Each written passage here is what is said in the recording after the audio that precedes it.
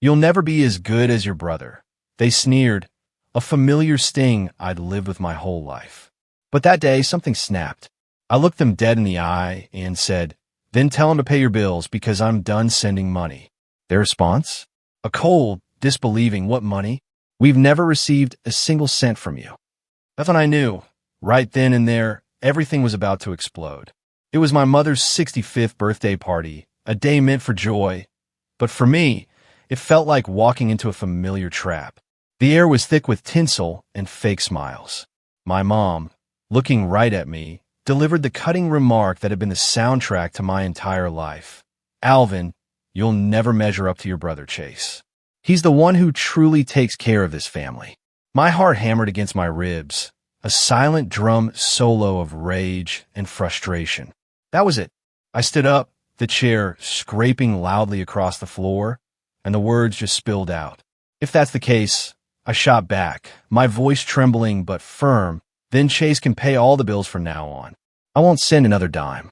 The room fell absolutely silent. My parents' eyes widened, shocked. Then came the devastating blow. "What money? We've never received a single cent from you." The sheer disbelief in their voices, it was almost comical. Almost. I pulled out my phone, scrolled to my banking app, and the truth, raw and undeniable, unfolded on that small screen, leaving my entire family speechless.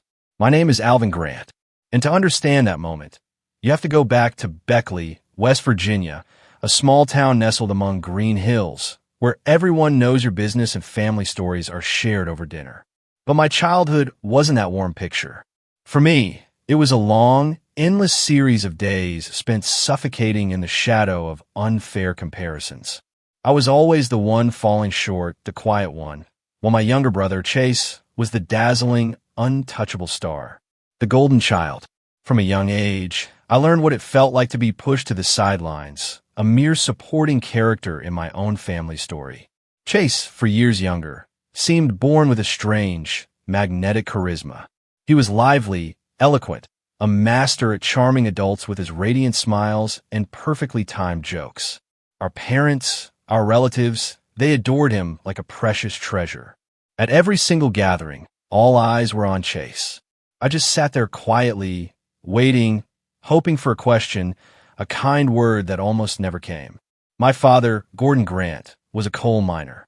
He toiled day after day in dark, grimy tunnels, coming home with his face smeared with coal dust, his hands thick with calluses. He was a man of few words, but when he did speak, it was almost always to praise Chase. My mother, Monica Grant, an accountant, was always busy with ledgers and bills. Yet she always found time to brag about her clever son to the neighbors. I know, deep down, they didn't mean to hurt me, but their favoritism built up over time, layer by layer, like the cold dust clinging to my father's skin. They always had reasons that sounded reasonable for overlooking me, but they were just excuses to justify their bias. I was quiet, reserved, not great at small talk. I'd often fumble when trying to chat with relatives, while Chase could make a whole room burst into laughter with a single joke. My grades were decent, good even, but they never earned me awards or shiny medals. Chase, on the other hand, was constantly celebrated. Youth soccer, school plays, anything that made him stand out and grab attention. Me? I loved reading science fiction. I loved tinkering with technology, spending hours in front of an old computer my dad bought at a secondhand market, taking it apart, trying to understand how it worked. But to my parents, that was just me being dry or burying my nose in computers, as if my deepest interests were some kind of flaw that needed fixing. These repeated comparisons, they created a smoldering wound in my heart. It didn't bleed, no, but it ached late into the night. "You need to learn from your brother," my dad would say, even when I brought home a perfectly good report card. My steady grades, my quiet efforts, they were invisible, insignificant compared to the constant praise Chase received.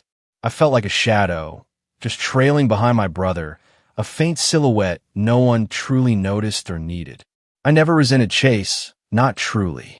He was my little brother, and I loved him with a genuine sibling affection.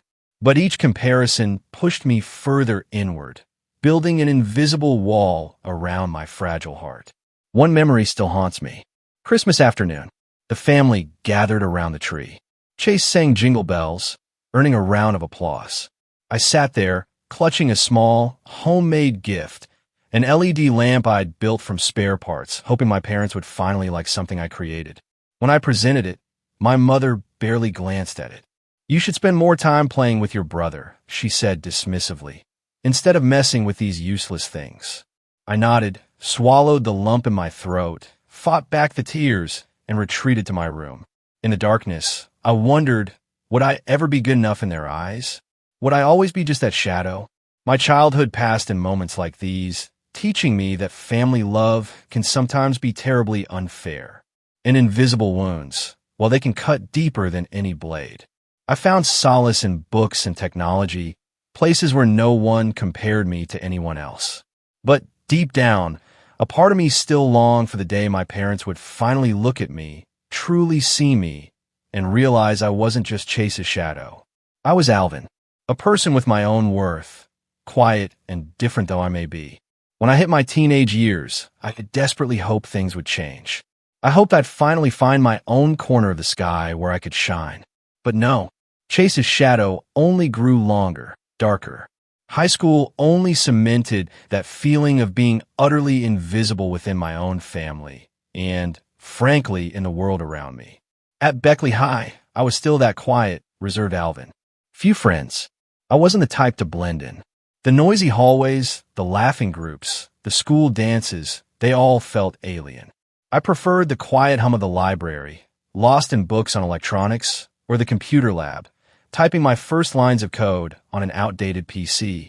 I found a deep, quiet joy in unraveling circuits, in writing small programs. But that joy, it was mine alone. To my classmates, I was just that weird kid glued to his computer. To my teachers, I was a good, but utterly unremarkable student. Never stood out. Chase, though, he was the complete opposite, a pop star among the students. He played basketball, emceed school events, and had this uncanny knack for making everyone laugh. Teachers adored him, not just for his energy, but for his natural charm.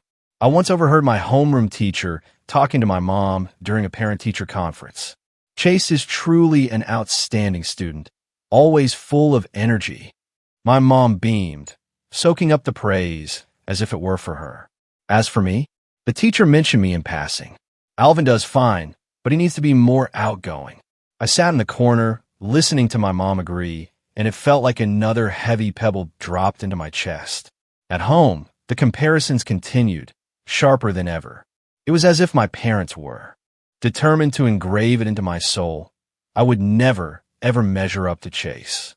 "Look at your brother," my dad would boast, his voice brimming with pride whenever Chase brought home a medal or a teacher's compliment.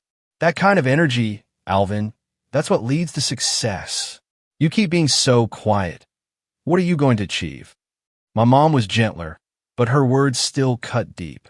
"Alvin, you need to learn how to talk, how to connect like your brother. If you're not good with people, it'll be hard to get far in life." I just nodded, never argued. But each word was like another silent slash to an old, festering wound. It wasn't that I didn't try. I worked hard. My grades were steady, and I nurtured a dream of becoming an engineer. Oh, how I loved engineering. The way circuits connected, the way lines of code created a smoothly functioning system. It was all so logical, so non-judgmental. In that world, I felt I had worth. I started researching colleges, especially West Virginia University, known for its incredible engineering program. I dreamed of standing in a lab someday, creating something of my own, proving I didn't need to be like Chase to succeed.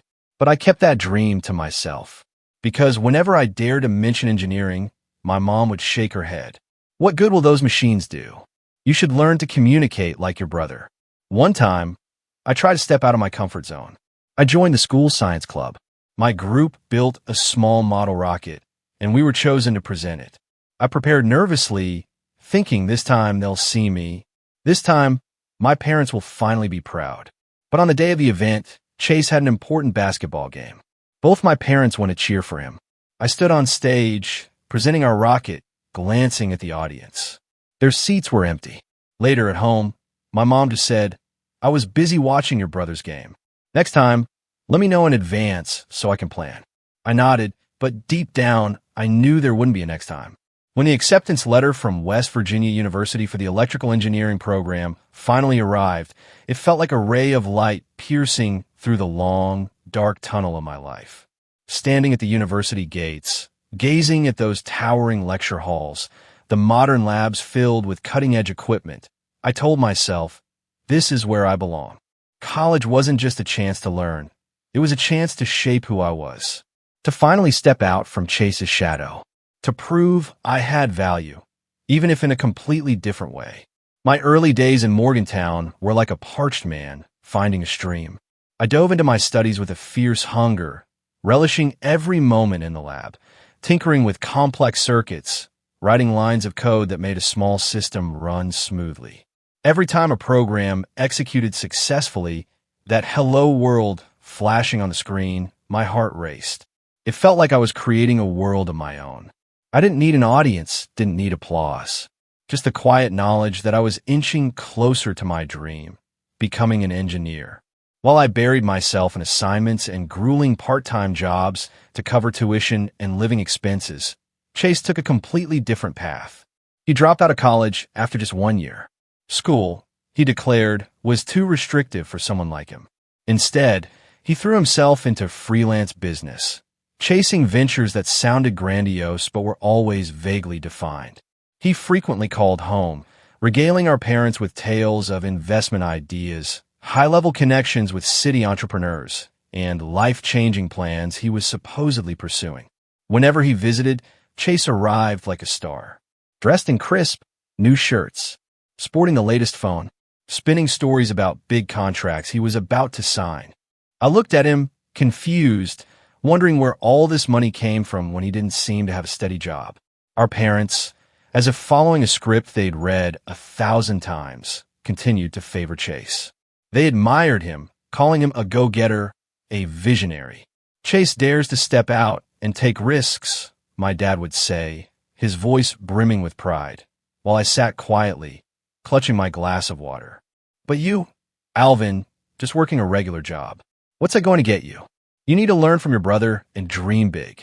Those words, they were like salt rubbed into an old, barely healed wound, making it bleed silently once again. I wanted to scream, to tell them I was working hard, that every single month I scrimped and saved just to pay for tuition, for rent, for expensive technical textbooks. But I stayed silent, as I always had, knowing that speaking up wouldn't change a thing. What hurt the most was how easily my parents supported Chase, without a single thought for my own struggles. To start his ventures, Chase frequently asked them for money, sometimes for a promising tech app, other times to wine and dine business partners at fancy restaurants. My parents didn't hesitate. They dipped into their life savings, even took out loans, just to give him what he wanted. Chase needs this opportunity to rise, my mom would say, as if it were the most obvious, undeniable truth in the world. Meanwhile, I was entirely on my own in college. Tuition, rent, food, books, everything depended on grueling part-time jobs. I worked as a server at a coffee shop, washed dishes at a restaurant, even fixed computers for dorm mates just to earn a few extra bucks. Once, I hesitantly called my mom to ask for a small amount, just for a technical book required for a course. She sighed, a long, weary sound over the phone. Things are tight, Alvin. I just sent money to Chase for his business. You'll have to manage. I hung up, sat in my rented room, staring at the stack of secondhand books on my desk, and told myself, I have to try harder. My college years were like living as a machine, racing between studying, working, and chasing my engineering dreams. I maintained high grades, earned an internship at a small tech company in Morgantown, working alongside real engineers.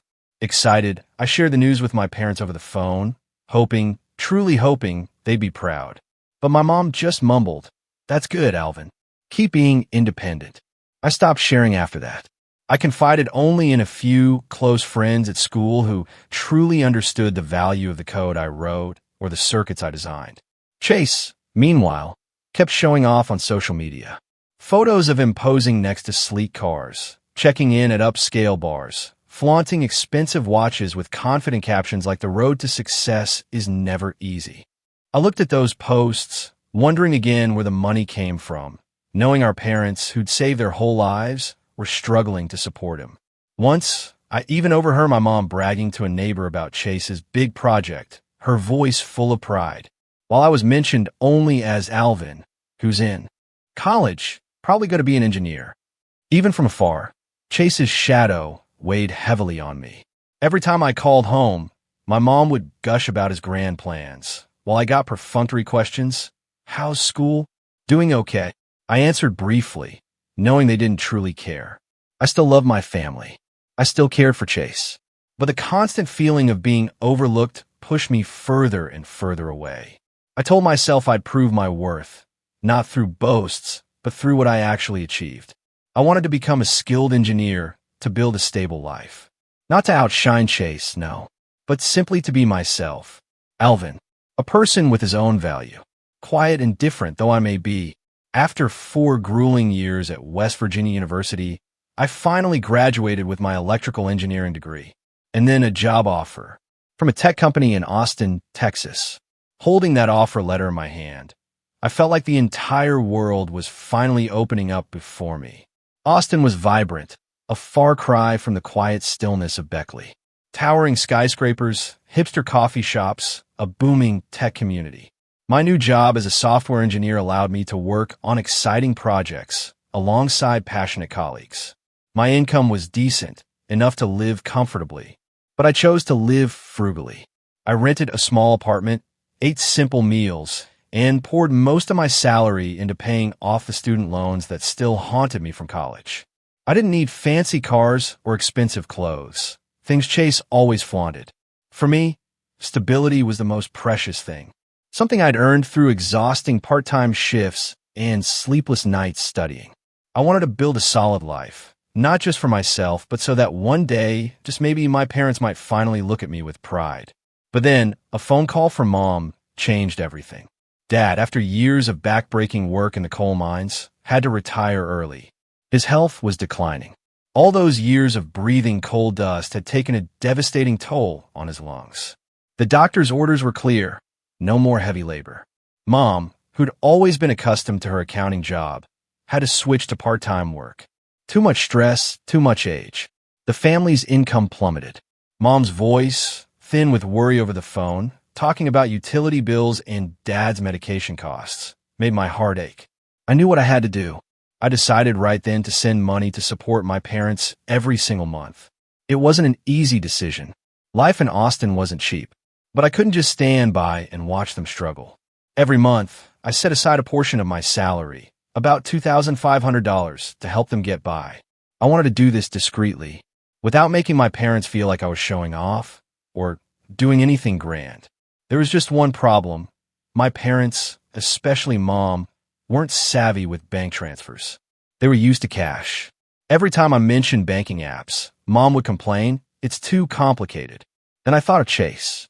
He still lived in Beckley, close to our parents. I called him, proposing what I thought was a convenient solution. I'd transfer the money to his account, and he'd withdraw it in cash to hand directly to Mom and Dad. "It's quick and simple," I told him. And Chase agreed immediately, his voice brimming with enthusiasm. "Don't worry, big bro. I'll take care of it." I trusted Chase. Despite his flashy lifestyle and occasional irresponsibility, I still saw him as my little brother, someone who wouldn't do anything to harm our family. Every month, I diligently transferred the money, even including a note in the transaction description, for parents. I didn't check up on it. I didn't ask Mom if she'd received the money because I assumed it was a given. I just wanted them to live more comfortably, and I wanted to do it quietly, without anyone knowing I was behind it. I told myself that even if my parents never acknowledged my efforts, at least I was fulfilling my duty as a son. Back in Austin, my life was gradually falling into place. My job as a software engineer not only gave me a stable income, but brought me genuine joy. I loved mornings spent in the office, sipping black coffee, coding by the window with a view of the bustling streets below. But even though I was far from home, my responsibility towards my parents remained an inseparable part of me. After I started sending that $2,500 each month to my parents through Chase's account, I continued my work and my life in Austin with a quiet confidence. I truly believed I was doing the right thing. I imagined my mom using that money to buy medicine for Dad, to fix that leaking roof, or simply to live more comfortably. I didn't call the check because I trusted Chase, my younger brother, the one who grew up with me, who shared our days in Beckley. I trusted him to take care of the family on my behalf. That trust, looking back now, that was perhaps my biggest mistake. Occasionally, I would call home, and my mom would still complain about the cost of living. "Your dad's medicine is so expensive, Alvin," she'd say, her voice thick with worry. "The roof is leaking again. It's going to cost $1,000 to fix." In those moments, my heart tightened. I increased the amount I sent. Sometimes $2,700. Sometimes even $3,000. It meant cutting back even more on my own expenses in Austin, eating out less, skipping outings with colleagues. But I didn't complain. I thought I was doing the right thing. I just wanted my parents to live comfortably, free from the worries of the long years they had scrimped and saved to raise us. But while I lived frugally, Chase was becoming increasingly extravagant. On social media, I saw him showing off a new car, a shiny SUV, a designer watch glinting on his wrist, photos taken at upscale bars. He posted statuses brimming with confidence. Big work, big life. I looked at those posts, and again, I wondered where the money was coming from, especially since he was still just freelancing with projects that were never quite clear. But I brushed aside my doubts. I told myself maybe, just maybe, he'd finally succeeded. Maybe his investments had paid off. I didn't want to think ill of my brother, even though sometimes a small, nagging voice in the back of my head warned me that something wasn't quite right. Then, amid my busy days in Austin, Pamela entered my life. She was like a ray of warm sunshine.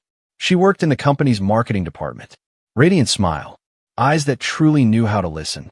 We started with short conversations during lunch breaks. I'd awkwardly talk about a stubborn coding bug, and she'd share details about a new ad campaign. Gradually, after-work coffee dates brought us closer. Pamela wasn't just a girlfriend. She was my first true confidant. She helped me forget the grueling workdays, the sleepless nights worrying about money, the lingering sadness of being constantly compared to Chase. One evening, as we sat on a park bench under the soft glow of streetlights, I told her everything. About my childhood in Beckley, about living in Chase's shadow, and yes, about sending money to my parents through him. Pamela listened without judgment. Then she took my hand and said, "Alvin, we're doing a great thing by taking care of your parents. But you need to be more transparent. Let them know you're the one sending the money, so they can see your heart." I smiled, brushed it off. "No need for that. I just want things to be simple, discreet." Pamela shook her head, her eyes filled with concern. "You trust Chase too much.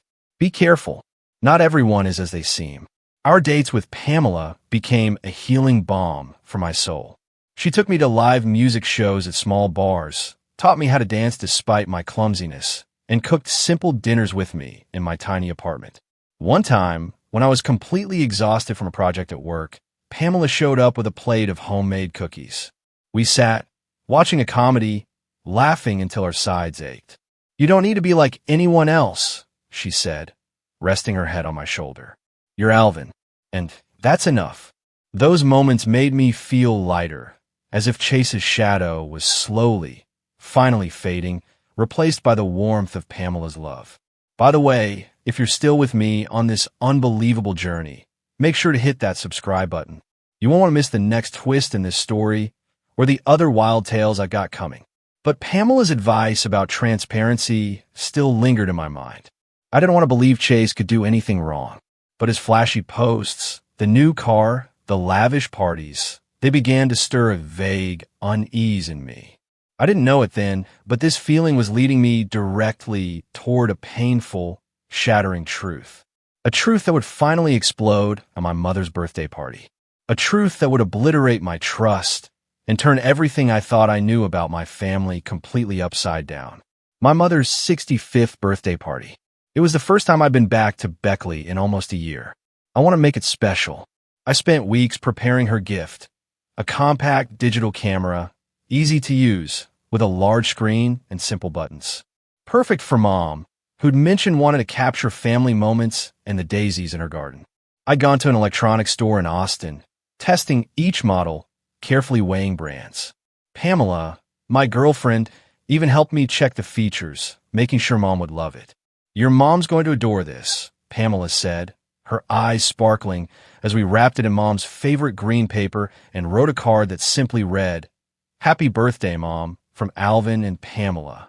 Pamela had agreed to come with me to Beckley, not just for the party, but to meet my family.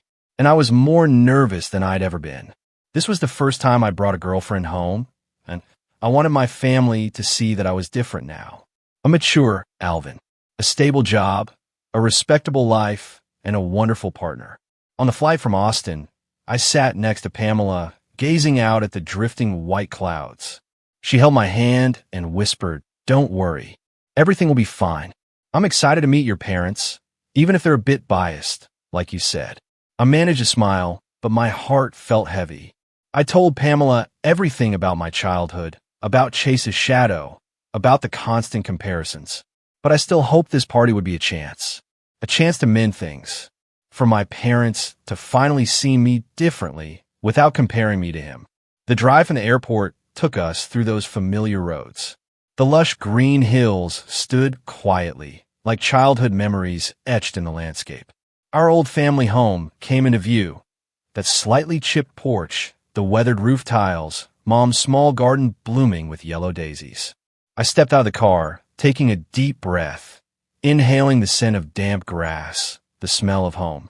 Pamela smiled, pulling her small suitcase, looking as natural as if she belonged here. I hugged Mom, noticing she was thinner than the last time I'd seen her, her hair streaked with more silver. Dad sat in his armchair in the living room, coughing a few times, his face pale from years in the mines. But he managed a small smile when he saw me. I introduced Pamela, and Mom hugged her, saying, "Come in, don't be shy." Pamela, ever gracious, responded warmly, "Thank you. I've heard so much about you from Alvin." Chase appeared shortly after, stepping out of the kitchen. He was in a sharp navy suit, white shirt, a gleaming watch on his wrist. He clapped me on the shoulder, laughing loudly. "You're back, huh? Still a tech guy?" "Never changed."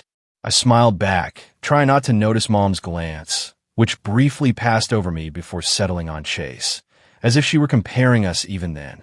Pamela whispered to me, a small, knowing smirk on her face, "Your brother sure knows how to steal the spotlight." I just nodded, saying nothing. The party was in the living room, decorated with gold tinsel and balloons. The dining table groaned under the weight of cakes, homemade cookies, and a vase of daisies Mom had picked from the garden. Relatives buzzed with laughter and chatter. There was Aunt Linda, who always fawned over Chase. Uncle Frank, who loved telling stories from his youth. A few close neighbors. Pamela blended in quickly, chatting cheerfully with Aunt Linda about her marketing job in Austin, about designing ad campaigns. I watched her, feeling a mix of pride and a strange unease. I wanted my family to see Pamela not just as my girlfriend, but as someone who understood me, who made me feel valued. But then, like a familiar, dreaded script, the conversation turned to Chase. Aunt Linda, mid-sip of tea, turned to him, her voice dripping with admiration. "Chase, you're such a beautiful son, sending money to your parents every month, regular as clockwork. This family is lucky to have you." Others nodded, chiming in. "Exactly. That boy knows how to take care of his family. Not like some who only live for themselves." My heart tightened. Pamela squeezed my hand under the table, her eyes silently pleading, "Don't let it get to you." But Mom, as if to pour gasoline on the fire, looked directly at me. Her eyes filled with reproach. "Alvin, why can't you be even a fraction like Chase? You should learn from him. Chase is taking care of this whole family. You know that."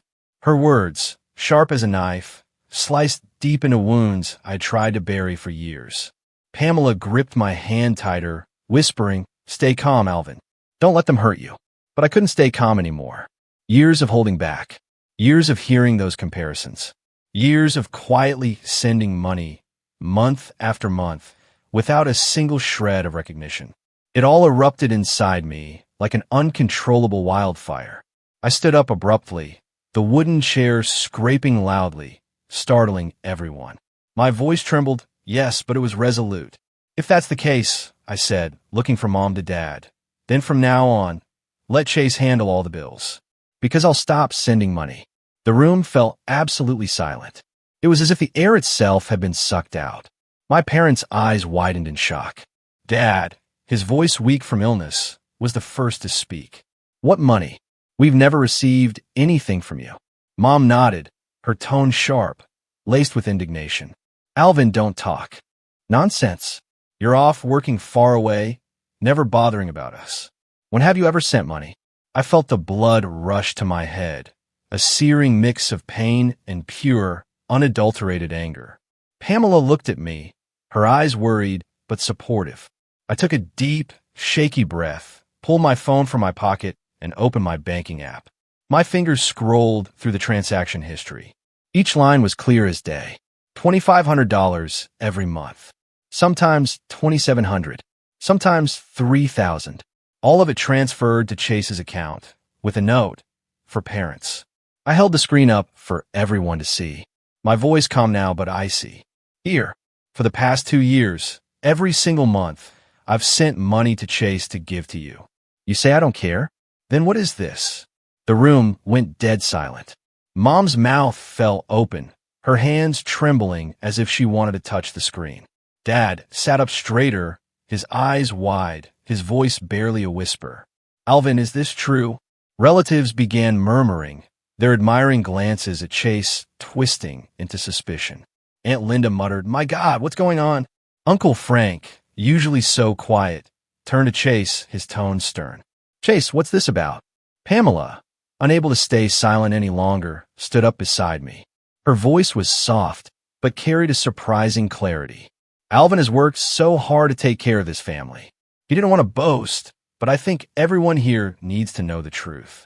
He sent money every month, even though he had to live frugally in Austin, working day and night to earn it. I don't understand why there's been such a misunderstanding.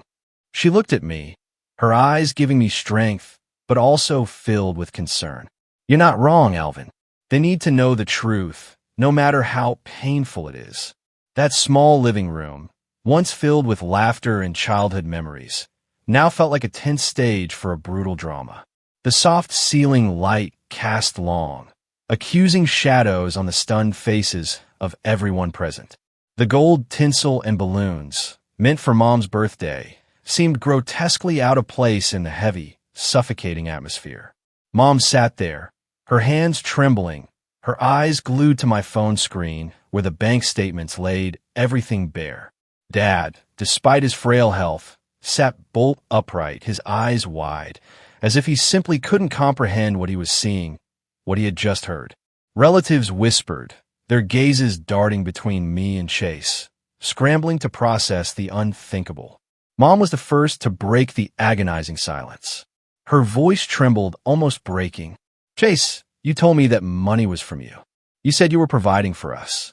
She looked at Chase, her eyes filled with a searing mix of pain and shock, as if the very foundation of the world she believed in had just crumbled. Chase bowed his head, his face flushed scarlet, his hands clenched into fists. He said nothing. He just sat there, looking like a child caught doing something terribly, irrevocably wrong. I stood watching, my heart pounding, not out of anger, not purely, but from a deeper, more profound pain. The pain of realizing that my own younger brother, the one I had trusted completely, had betrayed that trust so utterly. Pamela looked at Mom, her eyes sincere yet firm. Alvin loves this family, and he doesn't deserve to be misunderstood like this.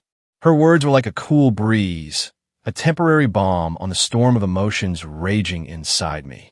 Then Dad, his voice still hoarse from illness, turned to Chase. Speak, Chase. What's the deal with that money?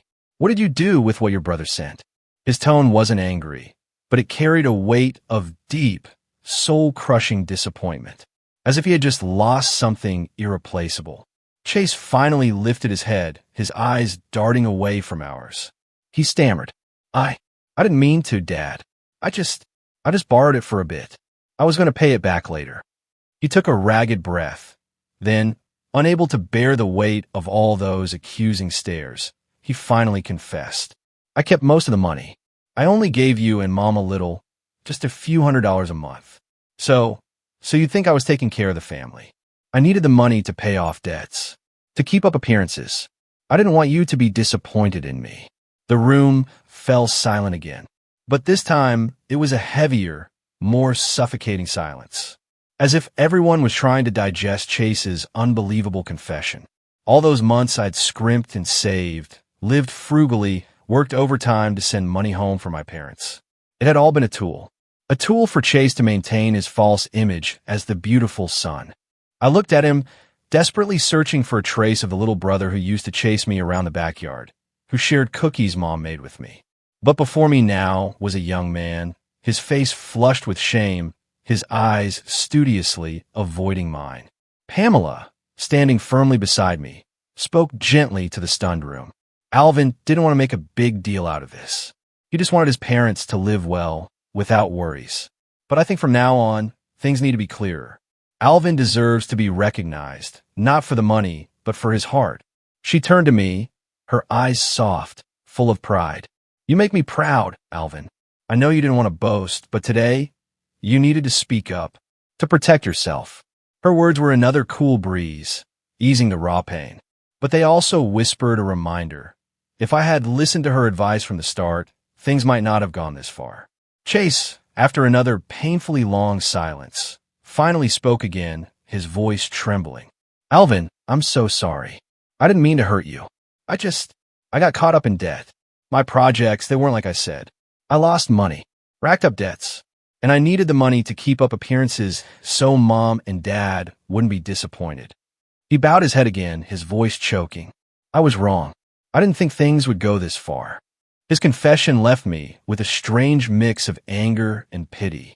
Angry, yes, because he had lied, he had used me.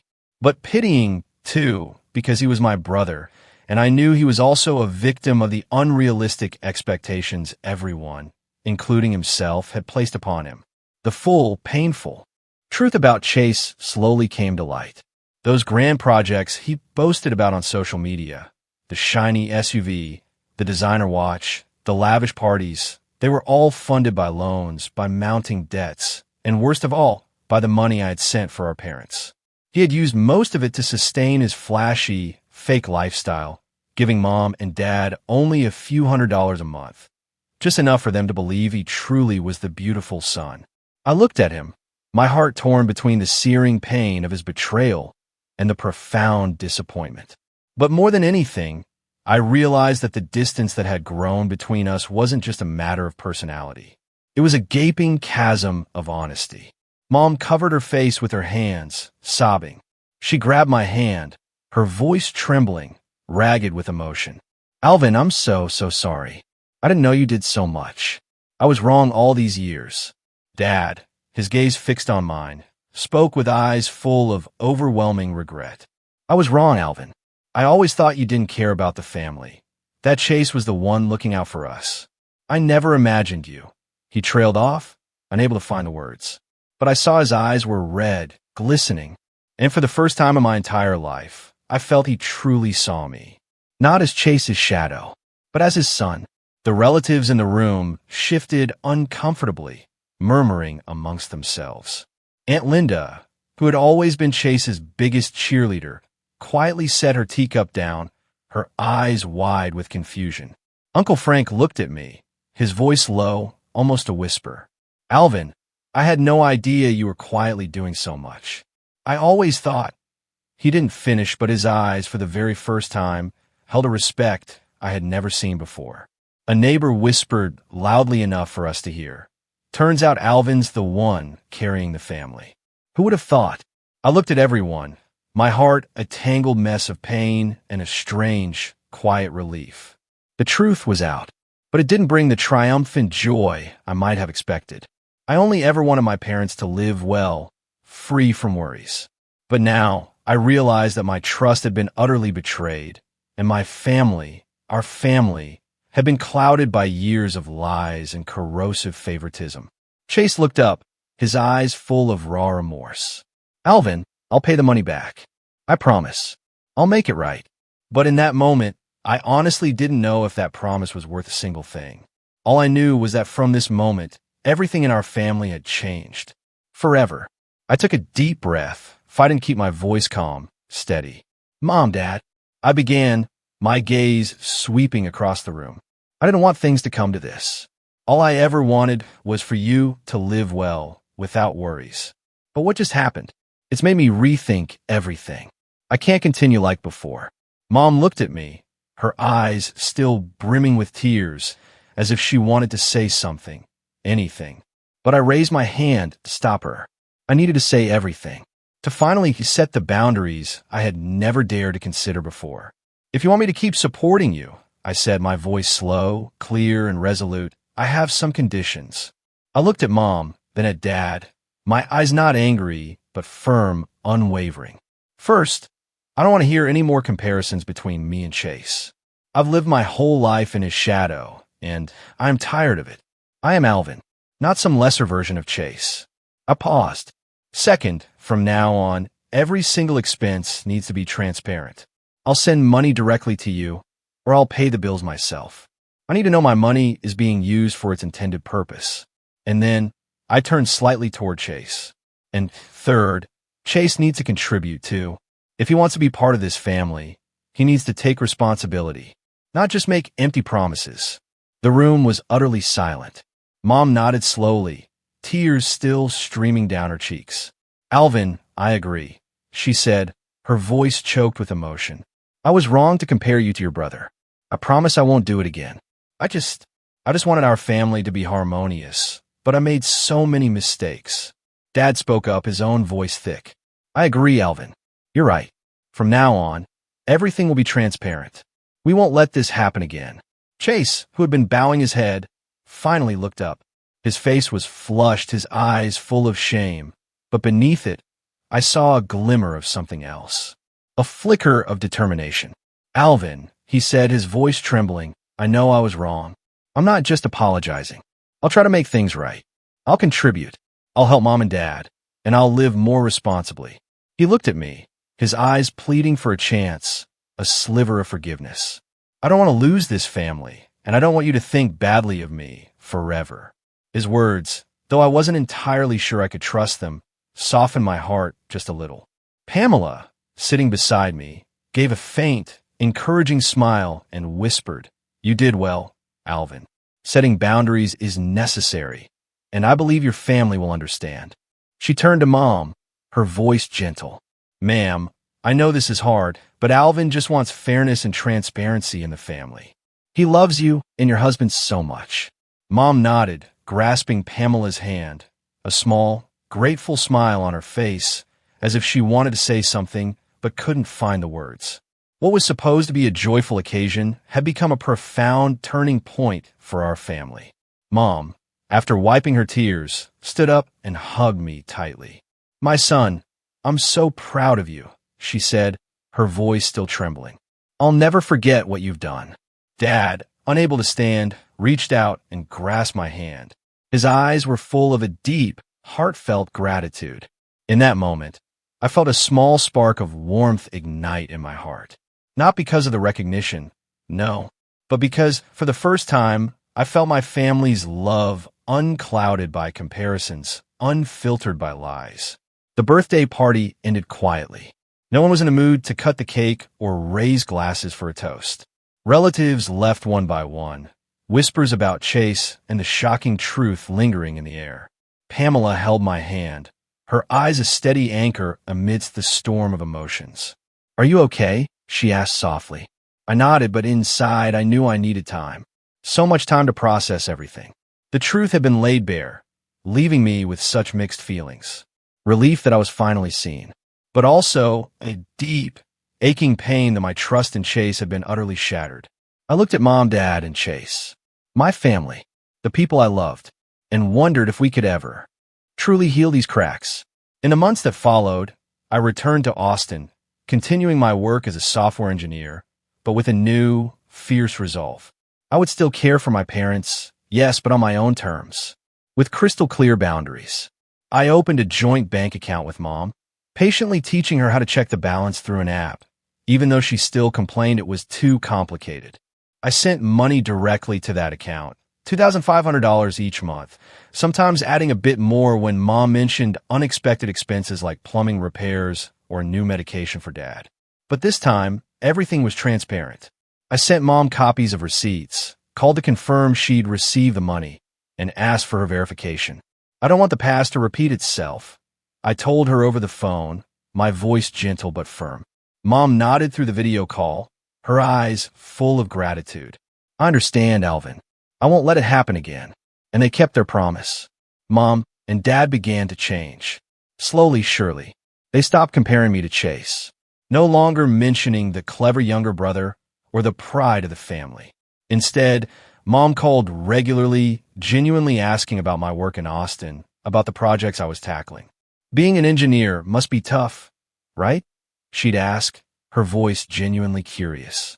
For the very first time, I felt she was truly interested in my world. The world of code and circuits. Dad, despite his failing health, started telling neighbors about Alvin, the engineer in the big city. Once he called me, his voice hoarse but warm. I'm proud of you, Alvin.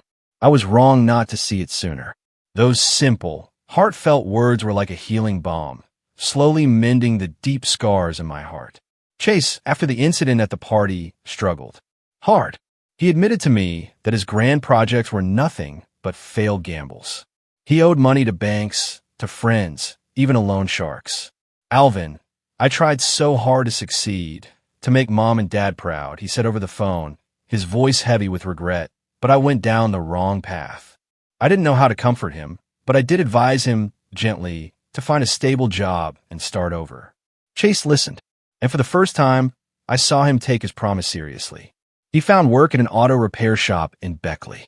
A modest salary, but enough to cover his expenses and, crucially, to contribute a small amount to our parents. Each month, he sent $300 home. Not much, but it was his first real, tangible effort to live responsibly. Mom told me Chase started spending more time at home, helping Dad fix the fence or taking her to the market. He's trying, Alvin, she said softly. I know he was wrong, but I truly believe he'll change.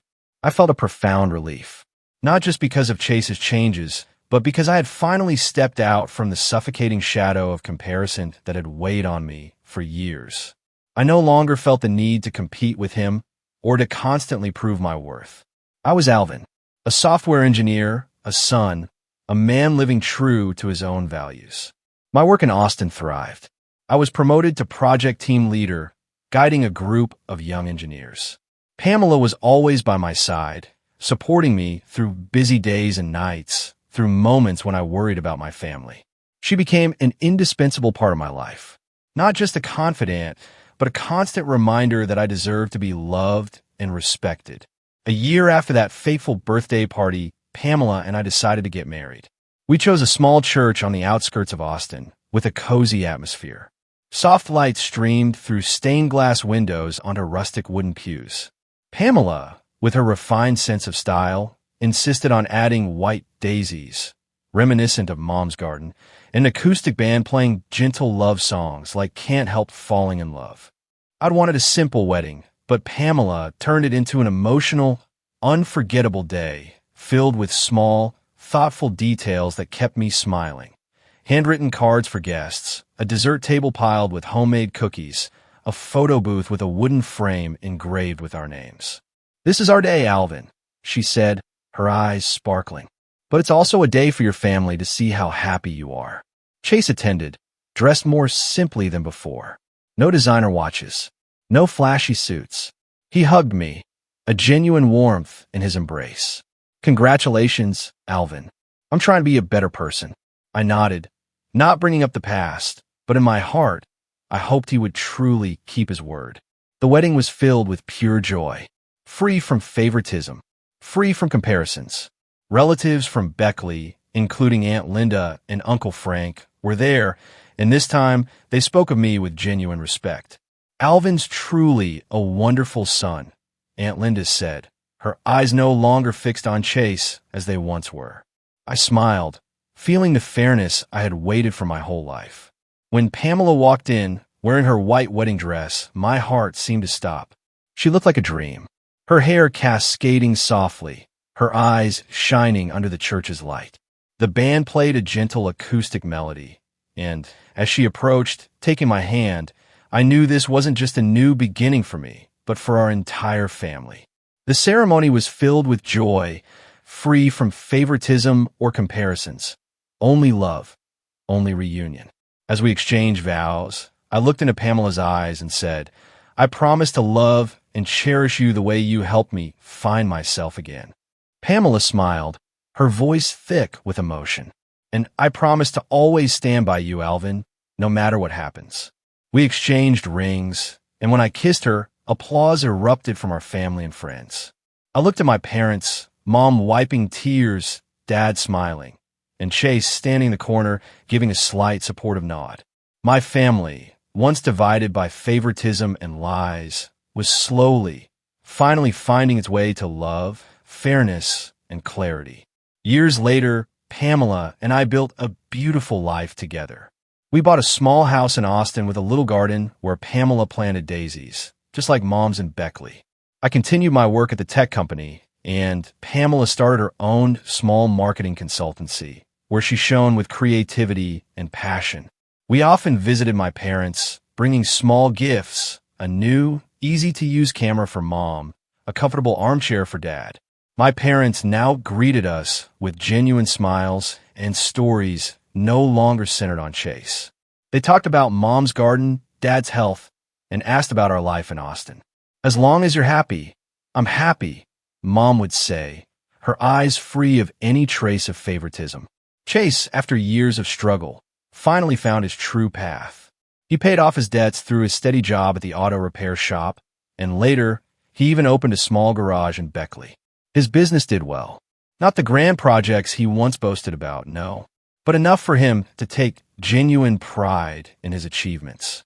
He continued sending $300 a month to our parents, sometimes adding a bit more when he could. He began making up for past mistakes, not just with money, but with his actions. Fixing the roof for our parents, taking Dad to doctor's appointments, or simply sharing dinner with them. Once he called me, his voice sincere. "Alvin, I know I messed up, but I'm trying to be someone you can be proud of." I smiled over the phone.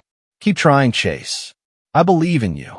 And for the first time, I truly believed he could do it. Our lives as brothers, once so divided by favoritism and lies, had finally found a fragile but real balance.